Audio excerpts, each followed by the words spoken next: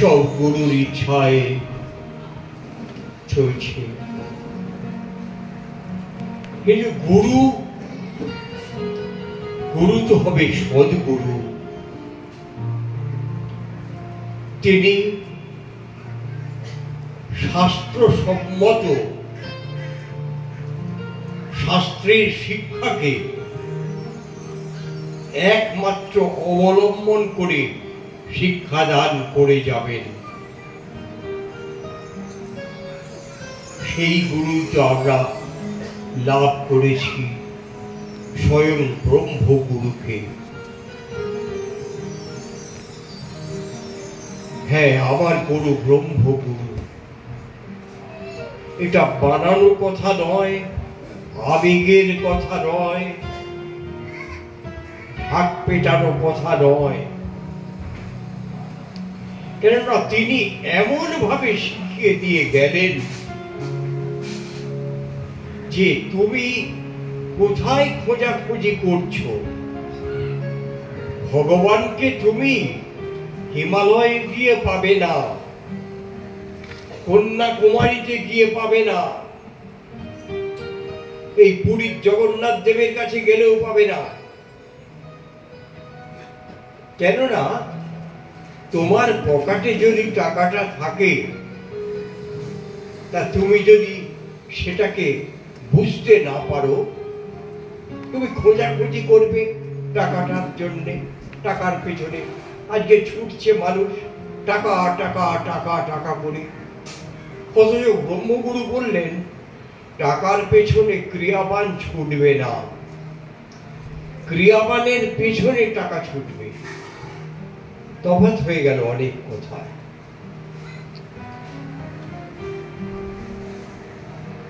ক্রিয়াবান কেবল ক্রিয়া করে যাবে, কেননা ক্রিয়াবানকে যে ভগবান আখ্যা নয়, সত্য বাক্য স্থাপন করে গেছেন স্বয়ং ব্রহ্ম যোগীরাজ, যে ক্রিয়াবানকে খাওয়াবে।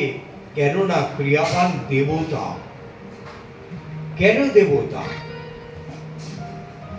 না, নিজ প্রাণকে সে সম্যক রূপে জানতে চায়, বুঝতে চায়।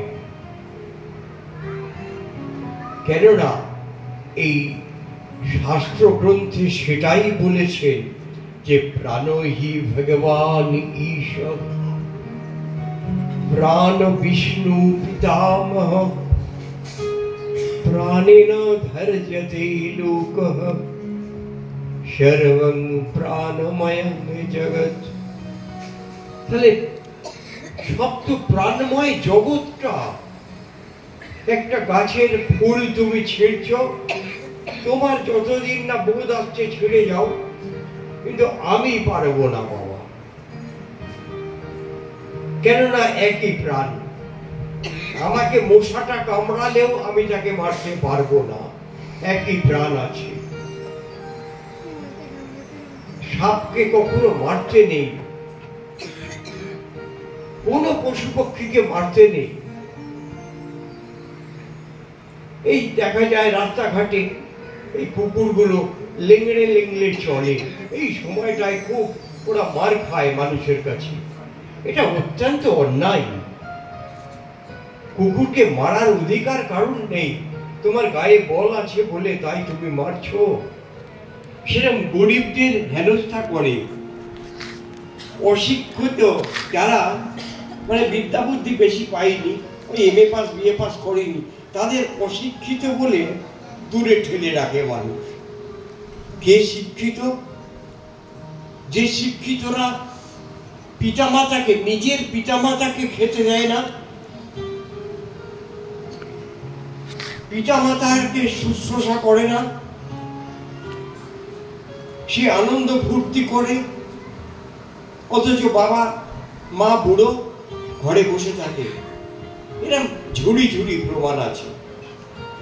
এখানের শিক্ষা তা নয়। ব্রহ্মগুরু বলছেন ফার্স্ট গড তোমার কে জানো? তোমার মা। তোমার মা ভগবান। আবার মাকেও যিনি যাকে মা বলছেন, অসিত, অসিতের মাকে ভগবান বলছেন, কিন্তু অসিতের মায়ের কি চেতনাটা থাকা দরকার যে আমাকেও তাহলে ওই যোগ্যতায় উঠতে হবে। আমি একটা নাম উদাহরণ দিলাম, রাম শ্যাম যদু মধু যে কেউ, তার মানে কি পরম্পরা, পরম্পরা এইটাকেই পিতামহ বলা হয়। প্রাণ বিষ্ণু পিতামহ, বিষ্ণু এবং পিতামহ। বিষ্ণু হচ্ছেন মানে ভগবান ঈশ্বর, ভগবান এবং ঈশ্বর কে না প্রাণ, প্রাণ বিষ্ণু পিতামহ। পিতামহটা হচ্ছে ঠাকুর দাদা, মানে ঠাকুর দাদার শিক্ষাটা আমার বাবা পেয়েছেন, আমার বাবার শিক্ষাটা আমি পেয়েছি, আমার শিক্ষাটা আমার সন্তান সন্ততিরা পাবে, এইভাবে ছড়িয়ে যাবে, সমাজটা হবে সুশৃঙ্খল পরায়ণ, শান্তির আলয়ে, শান্তির বাসস্থান। এইসব শিক্ষা আমার ব্রহ্মগুরু দিয়ে গেছেন। আজ গুরু পূর্ণিমা, এই গুরু পূর্ণিমার শিক্ষাটা কেমন জানেন? এর মাহাত্ম্যটা, গুরুর কাছে শাস্ত্রে বলা আছে গুরুকে ঘুরবে ফিরবে প্রণাম করবে। যদি না পারো দিনান্তে একবার করবে, যদি না পারো সপ্তাহান্তে একবার করবে, না পারো যদি পক্ষান্তে একবার করবে, না হলে মাসান্তে একবার করবে, না হলে 3 মাস 6 মাস, আর যদি তাও না পারো বৎসরান্তে একবার, সেটা এই গুরু পূর্ণিমার দিন। কেননা এই দিনে ব্রহ্মগুরু মানে একদম পুরো পাওয়ারফুল হয়ে থাকেন। তার কৃপা আমরা সবাই আজকে কৃপার বাড়িতে স্নান করছি। এটা কথার কথা নয়, ছেলে খেলা নয়। গুরুর নির্দেশ ক্রমে এই অনুষ্ঠান করছি। কে করাচ্ছে? তার চাকর দুলাল। সে কিছু জানে না, কিন্তু গুরুর নির্দেশ পালন করতে নিজেও করে আর সবাইকে করায়ও। বলে যারা আমার কাছে আসে তাদের এই শিক্ষাটা তারা পায়। তা এই আশ্রম আজ মা 55 বছর থেকে চলে গেল, শিখিয়ে দিয়ে গেল। 56 বছরের উৎসব মা যাবার পরে হয়েছে এই গত বছর। এই আগামী বছরে 57তম বোধহয় বাৎসরিক উৎসব হবে। এখানের ওই শিক্ষাটা সেই ঘুরে ফিরে একটাই। ছোটবেলায় ভাবতাম যে রবীন্দ্রনাথ এত কবিতা লিখে দিয়ে গেল, ভাষাগুলো সব কেড়ে নিয়ে গেল, আমরা বড় হয়ে কি লিখবো, ভাষাগুলো খুঁজে পাবো না। ওটা বাচ্চা শিশুর মনে আবার এটা জেগেছিল। আমি তা জানতাম না যে আমায় কিছু লিখতে হবে।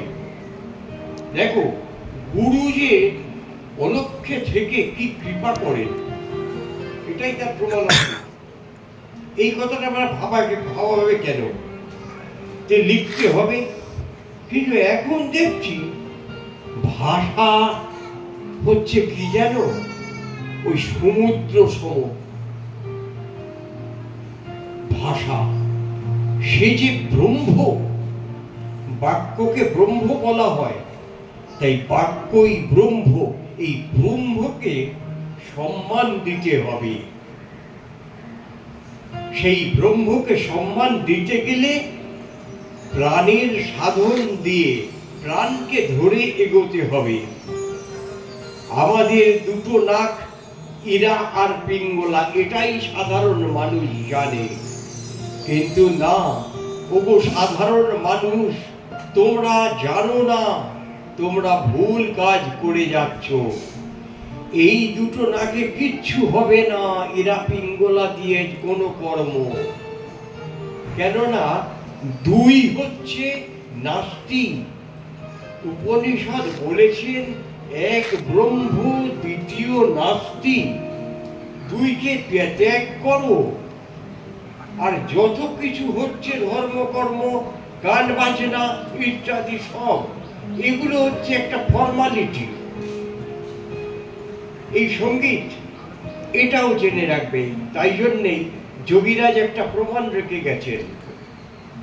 যোগীরাজের কাছে বেনারসে এক ওস্তাদ এসেছিলেন। সে বিরাট ওস্তাদি, তার রাগ রাগিনী দিয়ে যোগীরাজকে মাতিয়ে দেবে ভেবেছিল। যোগীরাজ সব শুনলেন, তাকে একটু বাধা দিলেন না। শেষে বললেন, এবারে একটু আমার কাছে শোনো।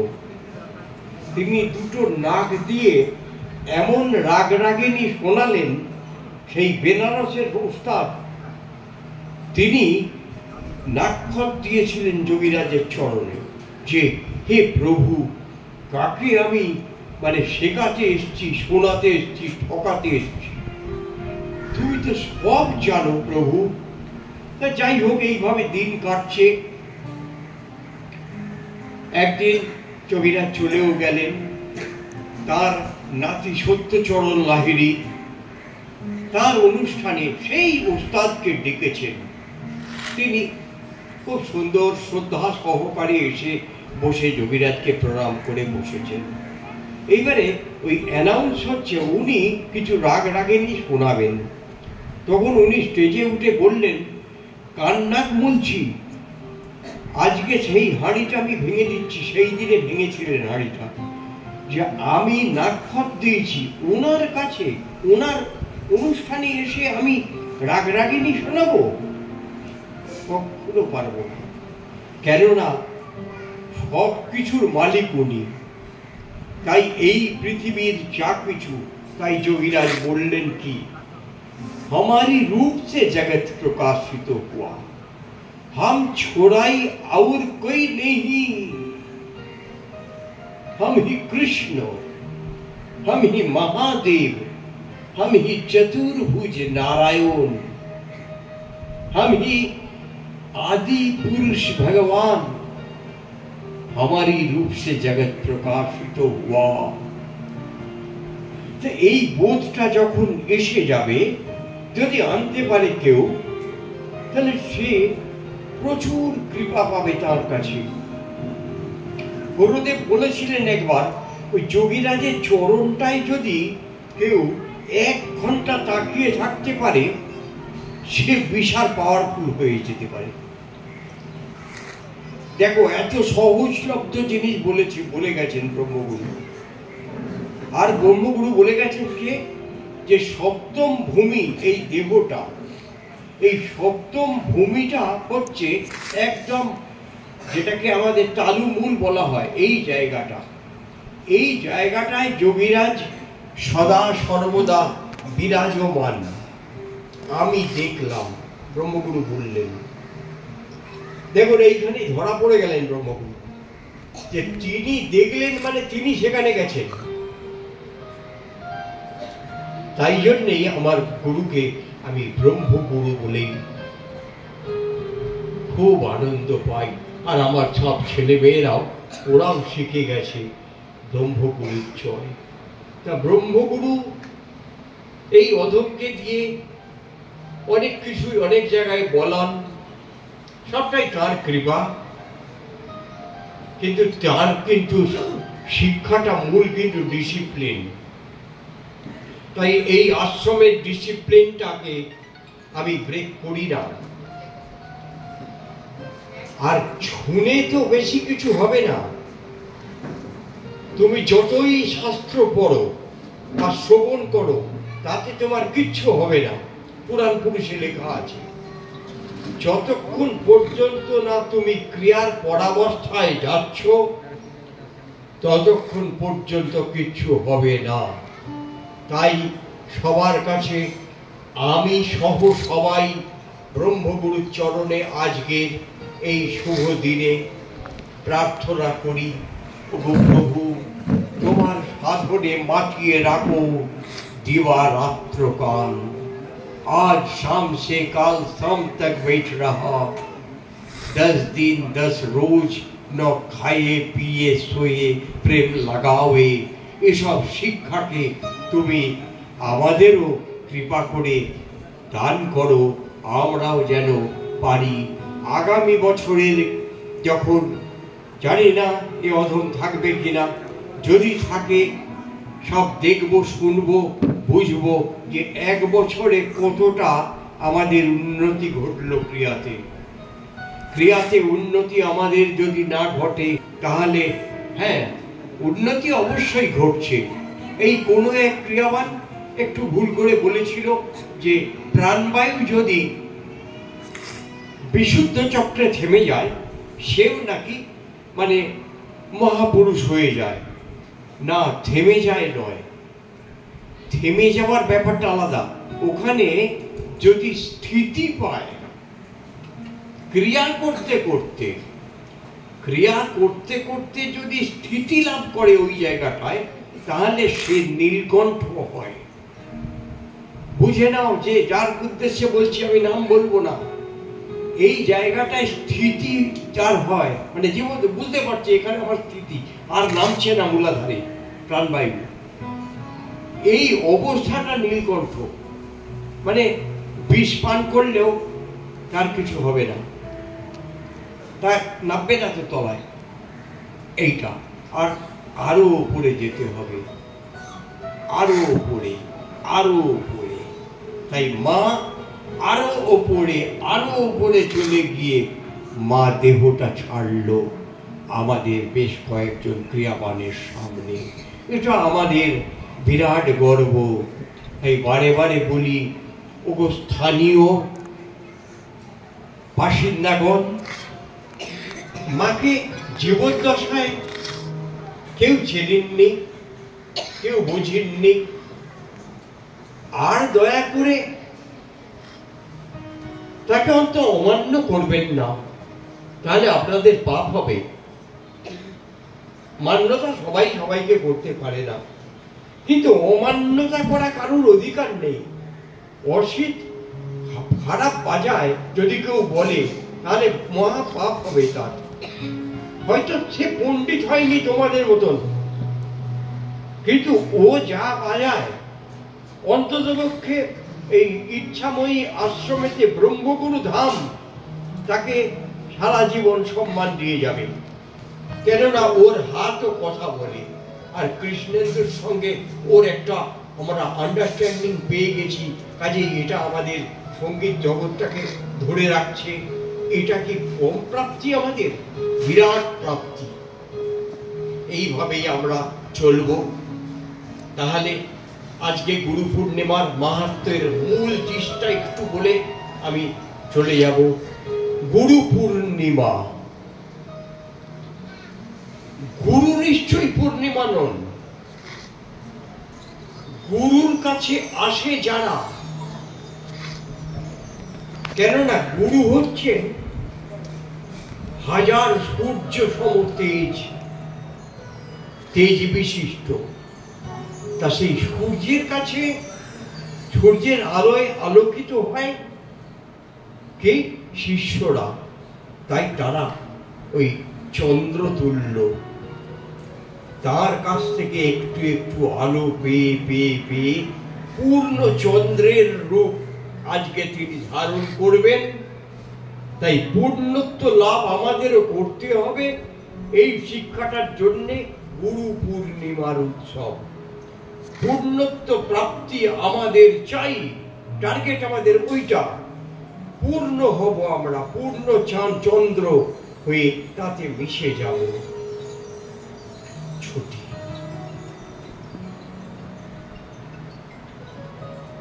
কাজেই আমরা নিত্য ক্রিয়া করবই করব, অনেকটা সময় দিয়ে করব। টাকা পয়সা গুনতে যদি হয় বড় বড় ব্যবসাদারদের, তাদের সেই রকম বিশ্বাসী লোক রেখে তারা গোনাবে। আমার তো ছেলেরা তো খুবই বিশ্বাসী, আমাকে কিচ্ছু করতে হয় না, আমার কিচ্ছু করতে, এরকম ভাগ্য করতে হবে, ছেলেদের হাতে ছেড়ে দিতে হবে। আমার গুরুদেব একবার বললেন একজন মহিলাকে তার ছেলের বিয়ে হয়েছে, তাকে বললেন কলকাতায় উষালোকে নয় নিশ্চিন্তালয়ে যে এইবারে তোমার ওই আঁচলের চাবিটা না ওই বৌমারকে দিয়ে দাও, তুমি নিশ্চিন্তে তুমি মানে সংসার করো, খাও, ক্রিয়া করো। এই শিক্ষাটা আমরা সবাই করব। বৌমাকেও বৌমার মতন হতে হবে, কারণ সেও তো আবার পুত্রবধূকে আনবে, তখন সেও তো শাশুড়ি হবে। পরম্পরা চলছে কিন্তু একই সিস্টেম। সংসারী মানুষ সংসারটাকে ঠিক পরম্পরা চালিয়ে যাচ্ছে। একটা বাড়ি, এই আমরা যেমন ভদ্রেশ্বরের আমার বাবার মুখে শোনা 300 বছরের উপর বাসিন্দা, তার মানে 300 বছর আমার বাবার বয়স নয়, তার ঠাকুর দাদা এইরকম সব হয়ে এসেছিলেন। সেইভাবেই আমাদের এই চলছে যে চ্যাটার্জি বংশ, ব্যানার্জি বংশ, মুখার্জি বংশ, হ্যাঁ, তারপরে এই বোস ঘোষ ইত্যাদি নানান রকমের যে টাইটেল, তারা সেই পরম্পরা হয়ে বংশকে ধরে রাখছে। কিন্তু মূল রসদ সবার ভেতরে এক প্রাণ। এই প্রাণকে যতক্ষণ না চেনার চেষ্টা হচ্ছে, জীবন বৃথা। জীবনকে আর বৃথা পথে ঠেলে দিও না। এসো আমরা সবাই ব্রহ্মগুরুর চরণে আজকের শুভ দিনে প্রার্থনা, ওগো প্রভু, অন্যায় অপরাধ থেকে আমাদের দূরে সরিয়ে এনে সত্যের পথে তুমি চালাও, সত্য কথা বলাও, অপরের নিন্দা করিও না, অপরের গুণগুলোকে আমরা যেন কেবল দেখি, নিজের দোষটা যেন আমরা ধরে চলতে পারি, তাহলে আমরা সফল হব তোমার কৃপায়। জয় ব্রহ্ম গুরুদেবের জয়, জয় ব্রহ্ম গুরুদেবের জয়, জয় ব্রহ্ম যোগীরাজের জয়, জয় ব্রহ্ম যোগীরাজের জয়, জয় গুরু মাতার জয়, জয় গুরু মাতার জয়, জয় ইচ্ছাময়ী আদি মাতার জয়, জয় ইচ্ছাময়ী আদি মাতার জয়, গুরুদেবের স্নেহধন্যা আদি মাতার জয়, গুরুদেবের স্নেহধন্যা আদি মাতার জয়, শ্রী গুরু পরমহংস দেবের জয়, শ্রী গুরু পরমহংস দেবের জয়, জয় ব্রহ্ম গুরু ধামের জয়, জয় ব্রহ্ম গুরু ধামের জয়, জয় ব্রহ্ম গুরু, জয় ব্রহ্ম গুরু। এবার সবাই প্রসাদ পেয়ে সবাই বাড়ি যাবে। নাও তোমরা এবার আয়োজন করো, চেয়ার ছাড়ো, তোমরা সাইডে বসো, খাবারের আয়োজন করো। অসিত ব্যানার্জি একটু ভালো করে কেউ যা খাও একটু অন্তত পরিমাণটা বাড়িয়েও আছে।